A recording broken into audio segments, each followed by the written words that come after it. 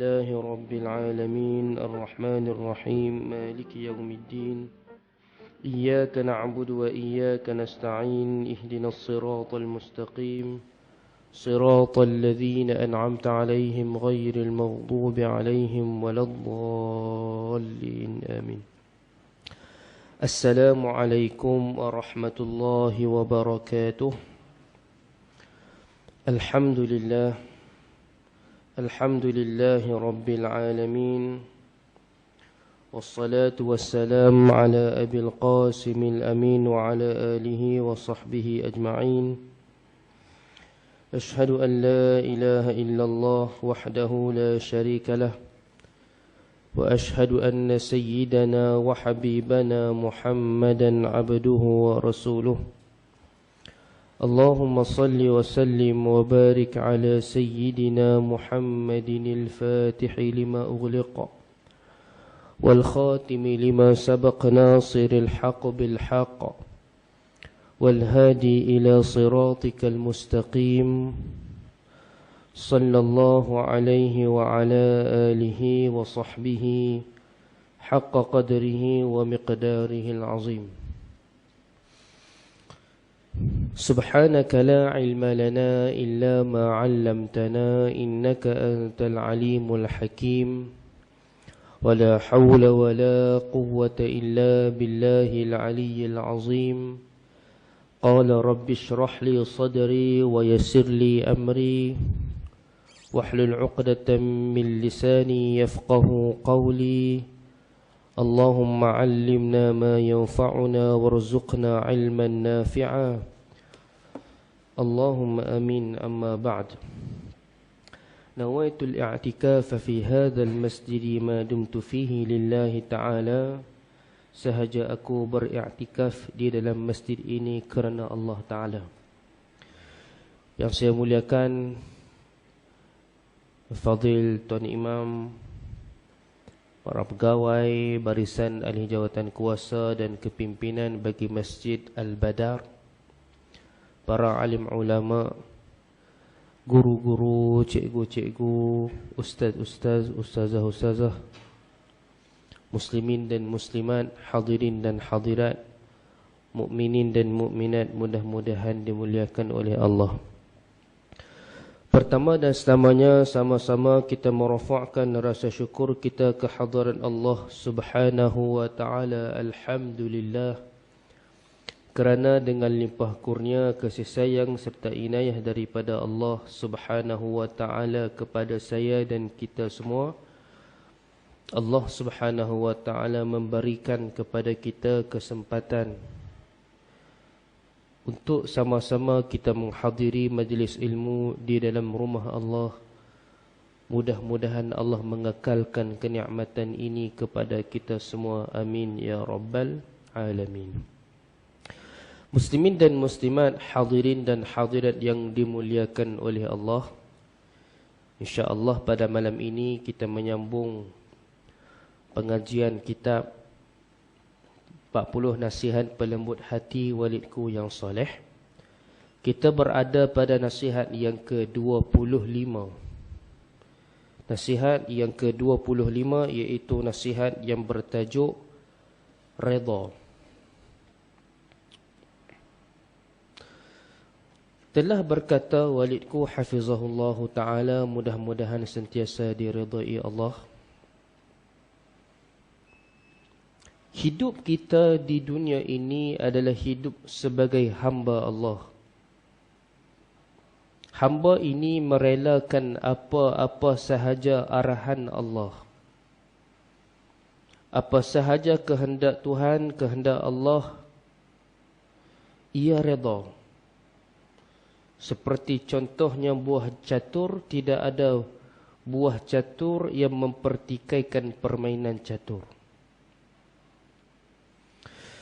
Dalam surah Al-Baqarah ayat 156, Allah Subhanahu wa ta'ala berfirman, A'udzu billahi minasyaitonir rajim.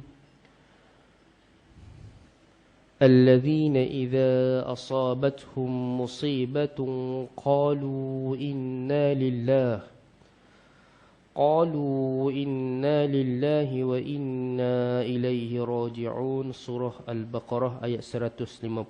Sadaqallahul azim.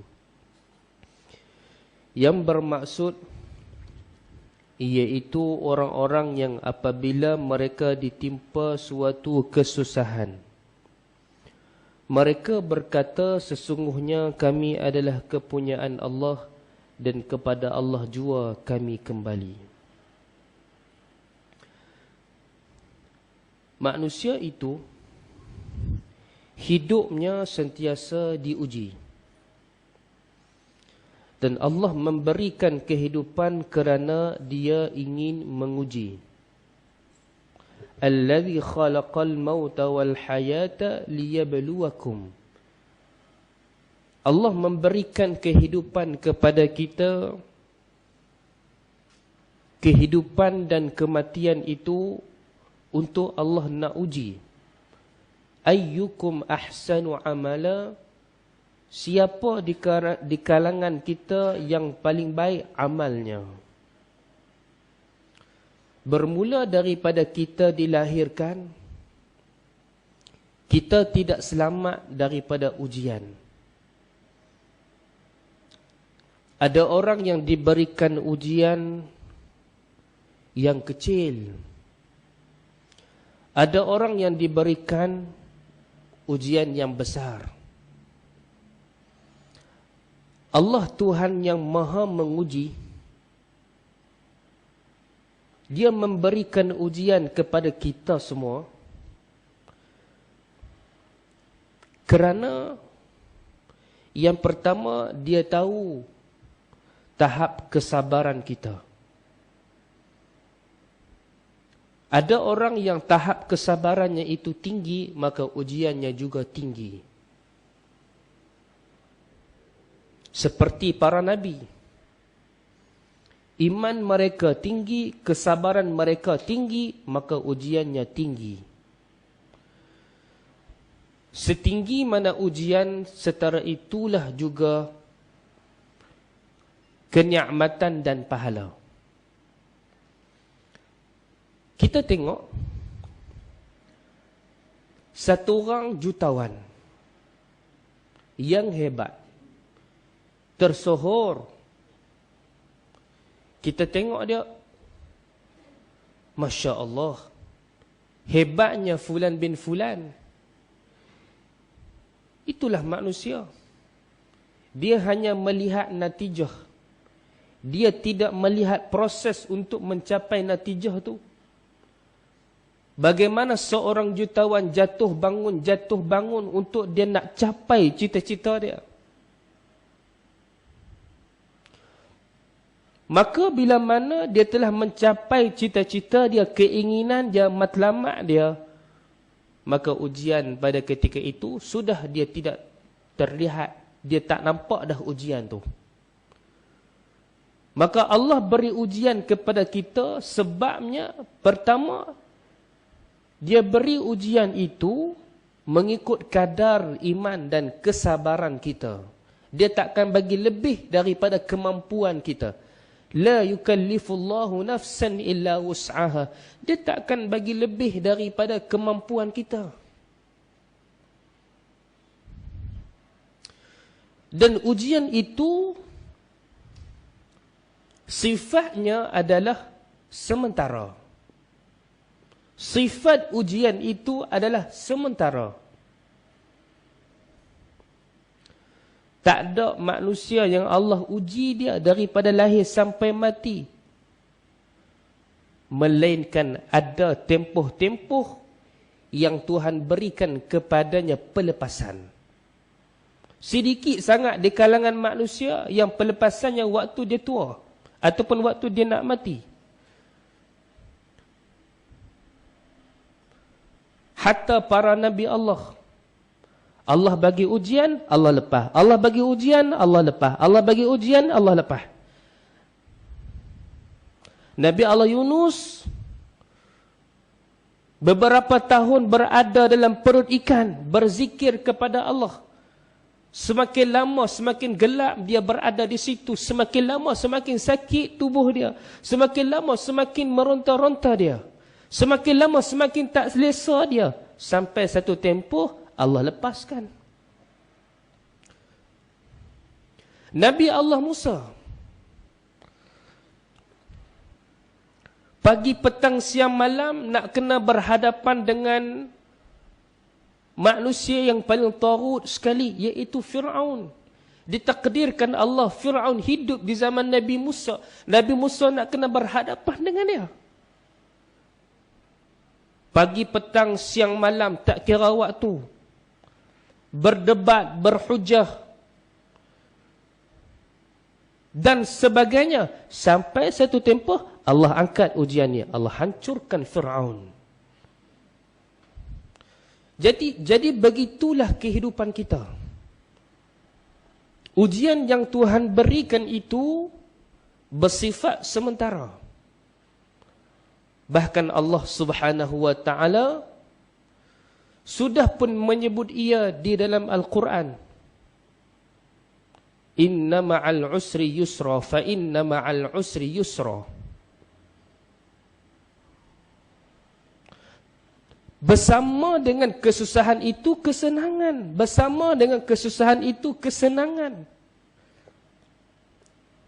Fa inna ma'al usri yusra, inna ma'al usri yusra. Bersama kesusahan itu kesenangan. Sebab itu kata ulama, bersabarlah dengan ujian. Bersabarlah dengan bala. Bala dan ujian itu diumpamakan seperti seekor ular. Diumpamakan seperti kepala seekor ular yang masuk ke dalam suatu lubang. Dan kenikmatan itu diumpamakan seperti ekor bagi ular tadi. Akan ada waktu Allah mengangkat ujian tadi. Muslimin dan muslimat, hadirin dan hadirat yang dimuliakan oleh Allah. Maka dalam ayat yang kita bacakan ini, Allah mengajarkan kepada kita redha. Apa sahaja ketentuan yang ditentukan oleh Allah, kita sebagai hamba kena redha. Tidak ada hak bagi kita untuk persoal. La yus'alu amma yuf'alu wa hum yus'alun. Kita tak boleh nak tanya Allah, sebab apa bagi aku macam ni? Aku orang masjid, kenapa bagi aku macam ni? Aku orang mengaji, kenapa bagi aku macam ni?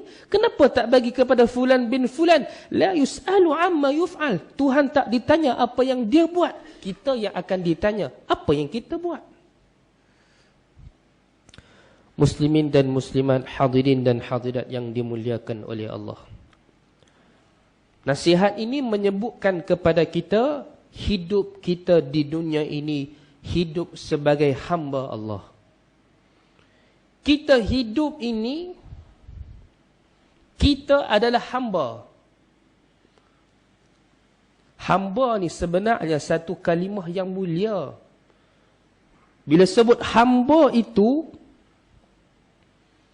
kenapa dia menjadi mulia? Kerana disandarkan kepada Allah. Allahu Akbar. Disandarkan kepada Allah. Sebab itu kalimah hamba Allah itu satu mulia, satu yang mulia. Kita mengaji bahasa Arab, hamba itu namanya mudhaf. Selepasnya itu dinama mudhafun ilaih. Bila kita sebut pintu, pintu belum tentu mulia. Tapi bila sebut pintu tandas, tak mulia lah. Pintu kereta, biasa-biasa je lah. Pintu Kaabah, pintu masjid, sudah tentu suatu kemuliaan. Jadi kita ini adalah hamba Allah. Kadang tuan-tuan, kita bila sebut hamba Allah, kita tak rasa apa tuan-tuan. Kita tak rasa apa-apa. Sedangkan itu kalimah keramat. Karamah yang ada pada kalimah itu. Tuan-tuan bila doa, ya Allah, aku hamba-Mu. Allah makbul doa tuan-tuan. Ya Allah, aku hamba-Mu yang hina. Lagilah kuatnya doa itu, Allah nak makbul. Ya Allah, aku hamba-Mu yang hina dina. Tuan-tuan, mustajab doa kita. Sebab itu waktu sujud, Allah bersedia memperkenan seluruh doa kita. Sebab itulah situasi ataupun keadaan manusia yang paling merendah. Tak ada lebih daripada sujud dah. Tak ada dah. Sebab itu Nabi sebut, aqrabu ma yakunul abdu min rabbih wa huwa sajid atau kama qala. Sedekat-dekat kedudukan hamba itu dengan Allah waktu dia sujud. Kata Nabi, fa'akfiru doa. Jangan lupa banyakkan doa. Waktu tu Allah cukup suka. Waktu tu Allah cukup redha. Bila kita doa kepada Allah dalam keadaan sujud. Muka yang kita selalu tunjulkan kepada manusia, yang selalu kita banggakan, pada saat itu kita meletakkan ia sama taraf dengan kaki kita. Muslimin dan muslimat yang dimuliakan oleh Allah. Kita sebagai contoh. Kalau ada di kalangan kita adik-beradik ataupun adik dia ataupun kakak dia ataupun abang dia yang ada nama, kita akan bangga tuan-tuan. Abang saya nak cerita pengarah JPN. Adik saya nak cerita pengarah JPJ. Kakak saya nak cerita pengarah KKM. Contoh. Bangga tak tuan-tuan? Bangga. Kenapa kita tak bangga bila sebut, aku ini hamba Allah. Sedangkan siapa itu Allah? Allah itu pemilik langit dan bumi. Tidak ada sesuatu yang berlaku melainkan dengan izin dia. Bila dia tak izin, tak berlaku. Maka kita hidup di dunia ini sebagai hamba Allah. Suatu kalimah yang mulia. Pada hakikat dia tuan-tuan, kalimah itu Allah hanya memberikan kepada kekasih dia. Tapi dia yang maha pemurah itu sudi berikan juga kepada kita yang sebagai hamba yang pendosa. Tuhan sebut kalimah hamba Allah ini, hambaku ini, hambanya, iaitu Allah kepada para nabi ya. Subhanalladzi asra bi'abdihi. Maha suci Allah yang memperjalankan hambanya. Siapa hambanya itu? Rasulullah, semulia-mulia manusia. Dan Allah sebut juga hamba aku ini kepada wali-wali dia, kepada para kekasih dia, kepada orang yang dia sayang. Wa ibadur rahman alladzina yamshuna 'alal ardi hauna, dan hamba-hamba Allah yang maha pemurah. Nampak tuan-tuan? Iaitu orang yang berjalan di muka bumi Allah dengan penuh kerendahan. Itu orang-orang yang Allah sayang. Wali-wali Allah pun Allah sebut hamba-hamba dia. Dengan sifatnya yang maha pemurah, dia sudi menyebut kita sebagai hamba-hamba dia. Kita pinjam kalimah tu je tuan-tuan. Qul ya ibadiyalladzina asrafu ala anfusihim la taqnatu min rahmatillah. Allah. Katakan wahai Muhammad kepada hamba-hambaku yang selalu menzalimi diri mereka sendiri, melakukan dosa siang dan malam, jangan kamu putus asa untuk mendapat rahmat Allah.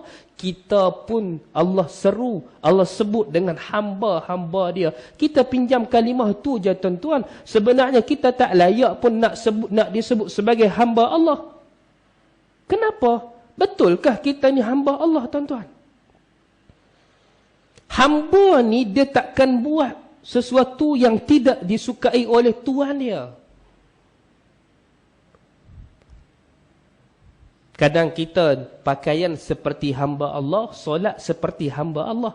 Tapi hati kita tuan-tuan lebih takut kepada dunia. Lebih harapkan kepada dunia. Nak sebut hamba Allah ke macam tu tuan-tuan?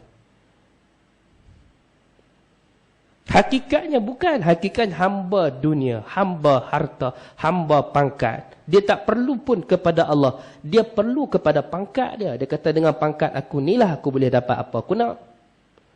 Dengan harta aku ni lah aku boleh dapat apa yang aku nak.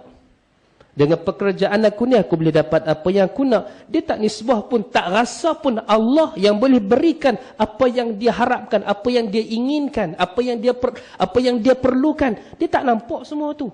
Siapa kita sebenarnya? Layakkah kita nak sebut kita hamba Allah? Hakikatnya tuan-tuan, kita hanya pinjam kalimah sahaja. Muslimin dan muslimat yang dimuliakan oleh Allah. Hamba ini merelakan apa sahaja arahan Tuhan. Yang disebut sebagai hamba, dia tak pernah nak kata U ataupun I ataupun apa sahaja yang diperintahkan oleh Allah. Kita sebagai hamba redha sahaja ketentuan Allah. Bila sebut pasal redha,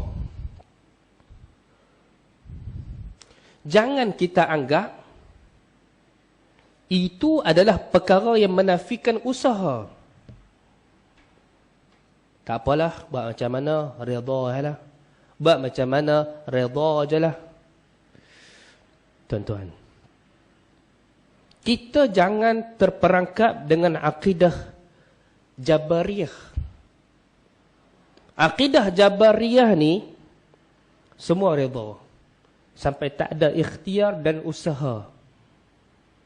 Kita ahli sunnah, kena ada ikhtiar. Kena ada usaha. Dan di sana ada natijah. Natijah itu miliknya Tuhan, miliknya Allah. Barulah setelah itu adanya redha. Jabariyah ni dia kata apa? Orang kata dekat dia, hang pasal apa hari ni? Sakit ni? Buat macam mana? Redha je lah. Tak ambil ubat ke? Tak apa. Ubat bukan menyembuhkan, Allah menyembuhkan. Nampak?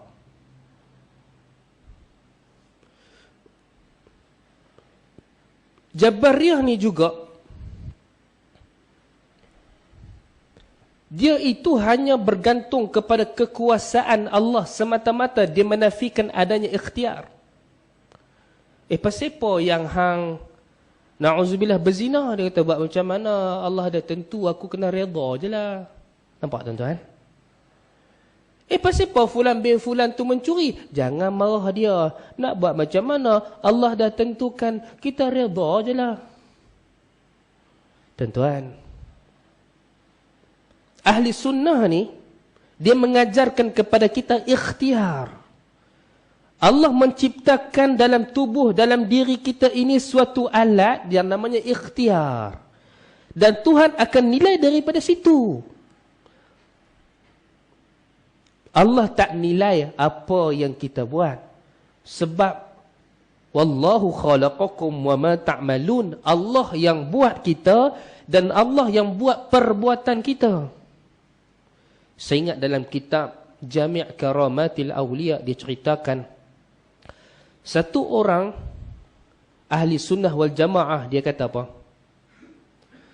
Dia sebut, aku ni takkan bergerak melainkan dengan izin Allah. Aku hanya ada ikhtiar. Tuhan izinkan aku boleh dah bergerak. Kalau Tuhan tak izin, aku tak boleh bergerak.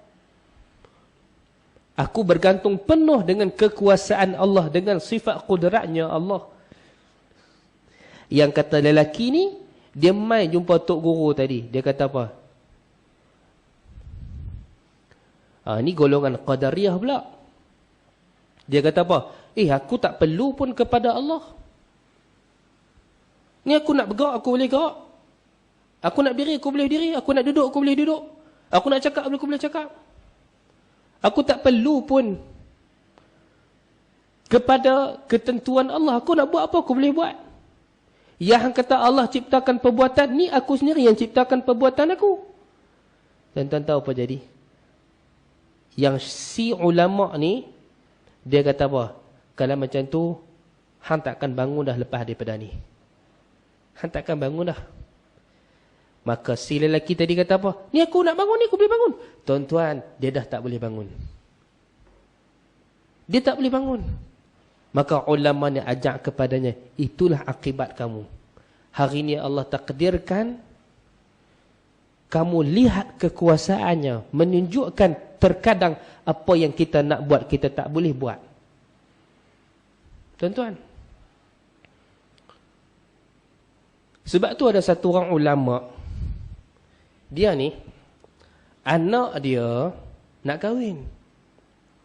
Anak dia nak kahwin.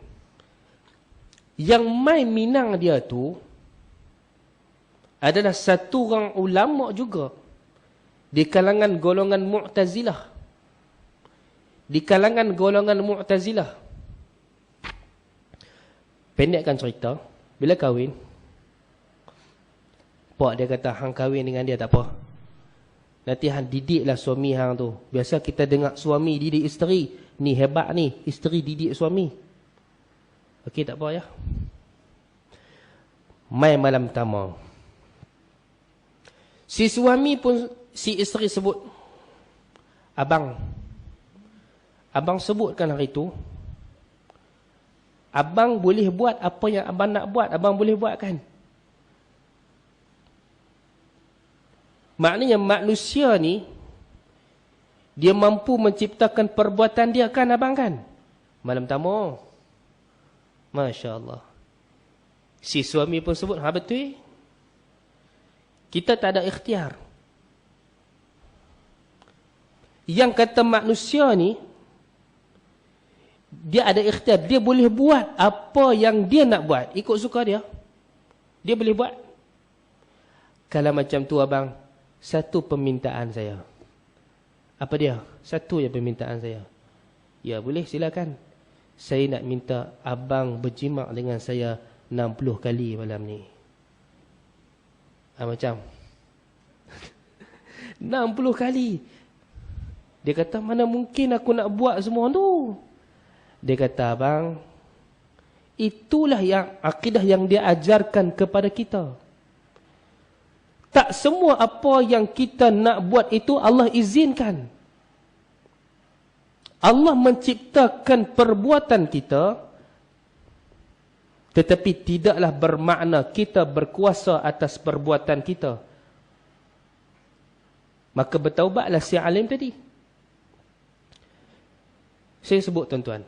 Ustaz sebut, kan kalau kami nak makan, kami boleh makan. Kami nak minum, kami boleh minum. Kan itu menunjukkan bahawasanya kami yang buat perbuatan kami. Tuan-tuan, berapa banyak perbuatan kita itu terkadang bukan dengan kehendak kita. Betul tak tuan-tuan? Kita jalan, siapa di kalangan kita yang sengaja nak terpeleot kaki? Adakah? Jalan-jalan tersepak, terseluh kaki. Itu perbuatan siapa? Kita kan nak buat? Mai kuliah maghrib malam ni. Aku azam kuliah maghrib malam ni aku tak mau lena. Tak mau lena, itulah lena. Tuan-tuan, banyak di sana perbuatan kita yang kita nak buat tapi tak terbuat. Tuhan yang buat. Tetapi dia zahirkan pada masa-masa tertentu. Maka itu akidah Ahlus Sunnah wal Jamaah mengajarkan kepada kita, bukan bermakna kita redha, kita tak ada ikhtiar. Kita ada ikhtiar. Tuhan azab seseorang itu dengan ikhtiar dia, bukan dengan amal dia. Sebab amal itu Allah yang ciptakan. Baik buruk amal itu Allah yang ciptakan. Yang Allah azab sebab apa? Sebab kamu pilih perkara tadi. Sebagai contoh, saya nak balik Kuala Nerang. Nak balik ke Kuala Nerang sampai simpang tengah tu, simpang 3 tu, saya boleh pilih 2 jalan mana saya nak pergi. Sama ada saya nak pergi lalu ke Masjid Ihsan Pah tu lah, ataupun saya nak lalu highway baru. Saya boleh pilih.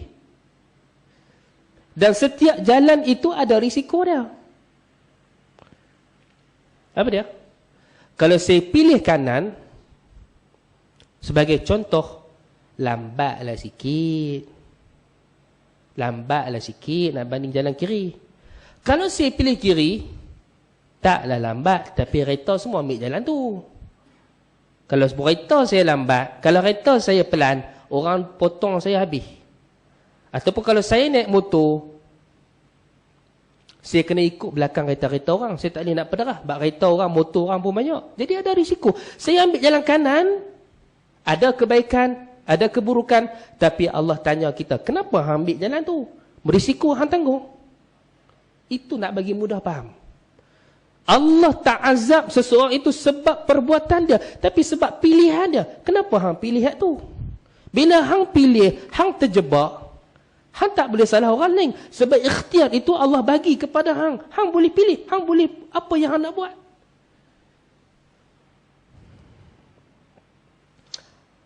Hamba ini merelakan apa sahaja arahan Allah. Dia redha. Tuan-tuan. Sebab itu, kita kena yakin dengan Allah. Kita kena yakin dengan Allah. Bila sebut yakin itu apa dia? Apa itu yakin? Yakin itu iman. Tak ada yakin, tak ada iman. Apa itu iman? Kita azan dulu ke apa ni? Azan dulu.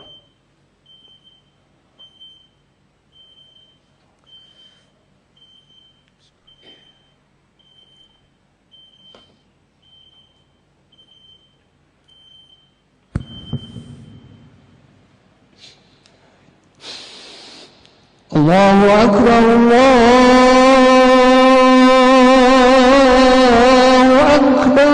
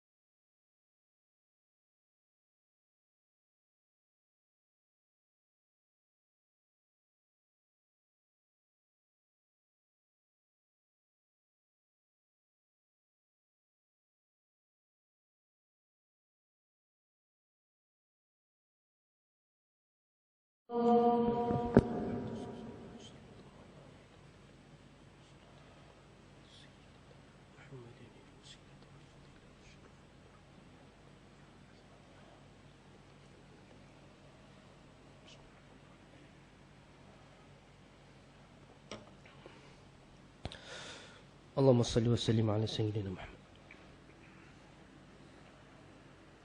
Sebab itu,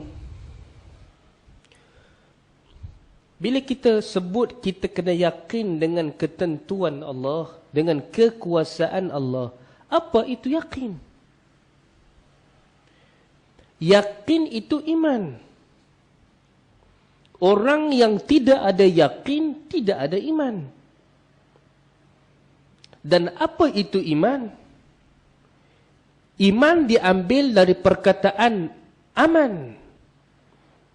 Maknanya, orang yang beriman sentiasa aman dirinya.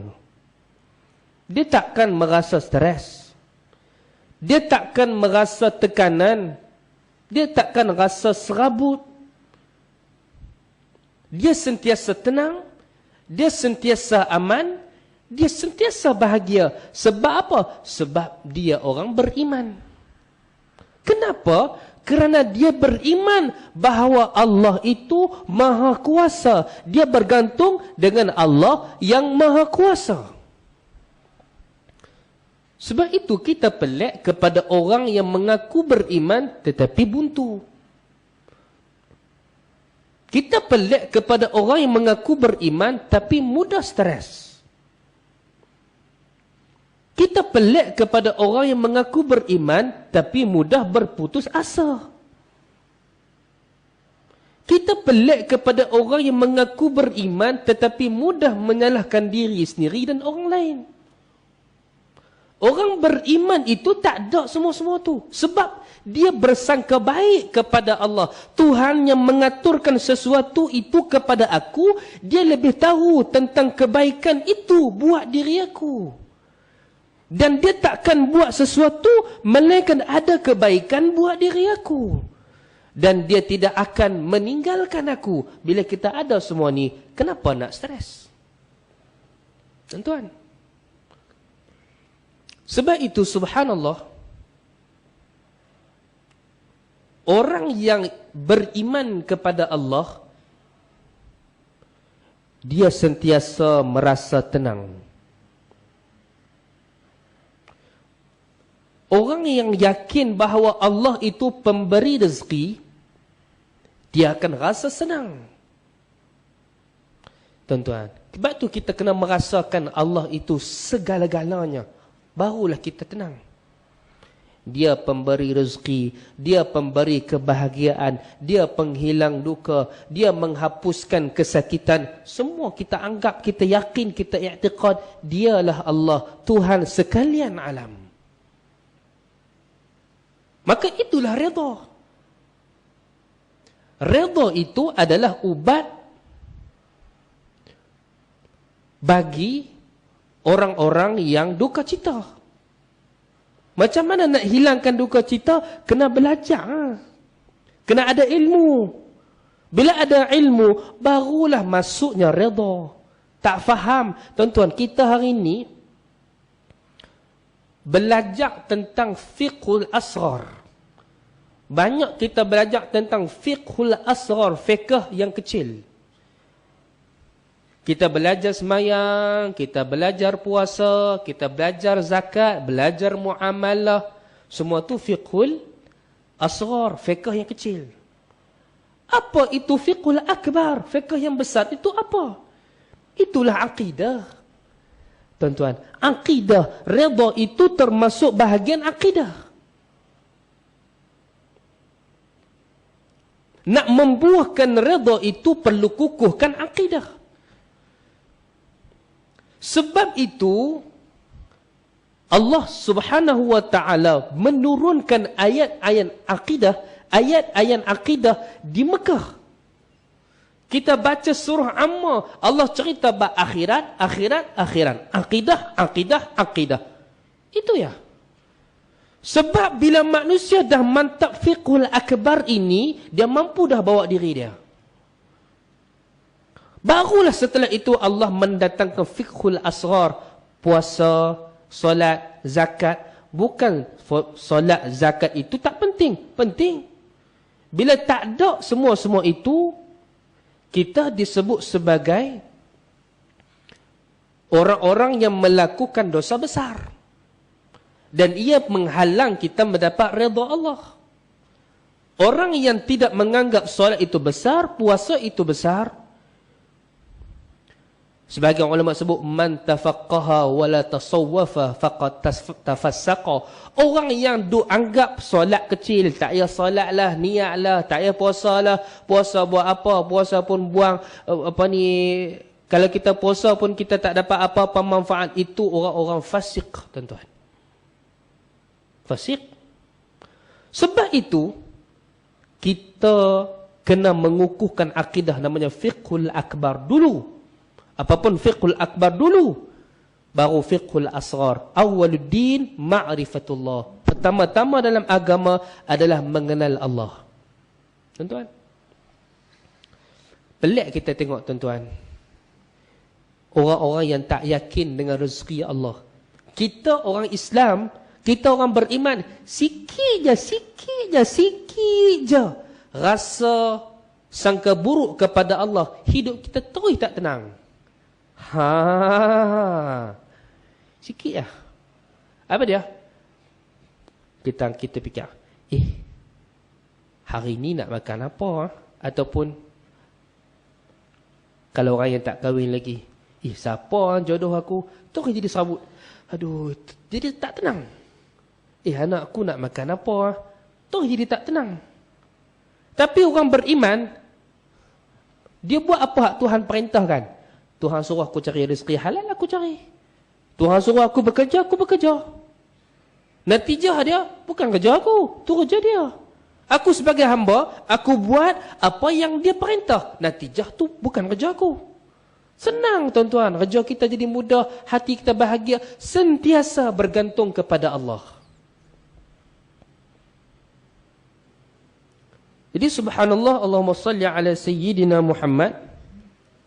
Maka kita perlu menjadi orang-orang yang sentiasa meredai terhadap segala ketentuan Allah. Contoh buah catur.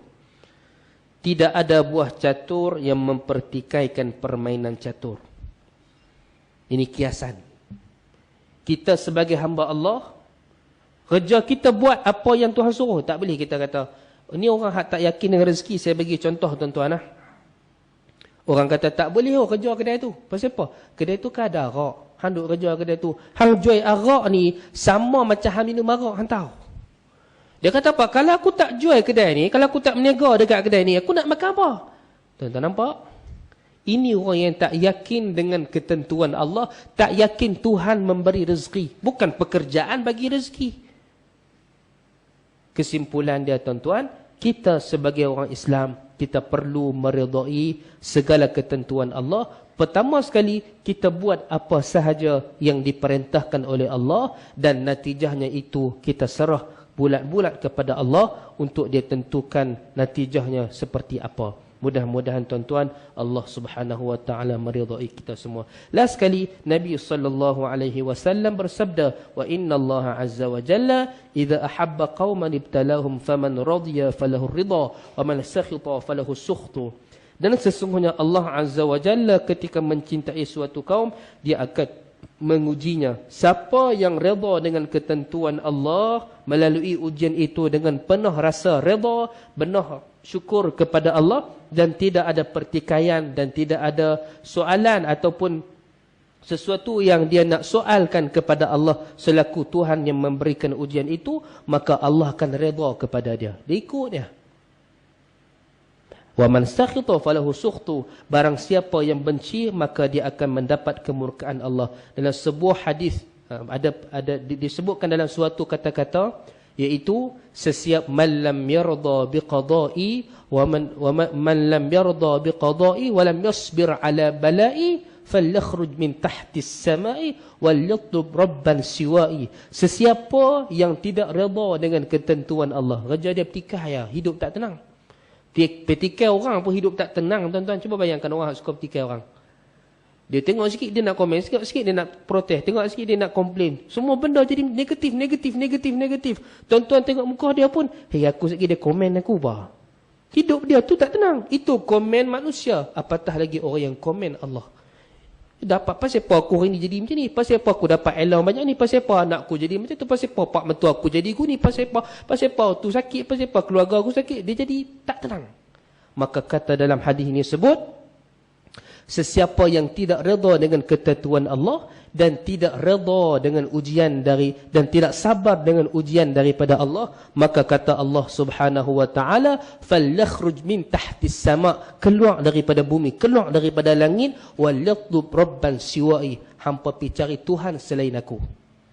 Dah nak hidup di muka bumi aku, redalah dengan ketentuan aku, sabarlah dengan ujian aku, kerana ujian Allah itu membuahkan 1001 kebaikan kepada diri setiap hamba. Tuan-tuan, mudah-mudahan insya-Allah perkongsian kita pada malam ini mendapat redha daripada Allah. Segala yang baik daripada Allah, segala kekurangan daripada saya, hakikatnya semua dari Allah. Saya mohon ampun kepada Allah, mohon maaf kepada seluruh yang hadir. Saya sudahi dengan wabillahi taufiq wal hidayah. Wassalamualaikum warahmatullahi wabarakatuh. Al-Fatihah.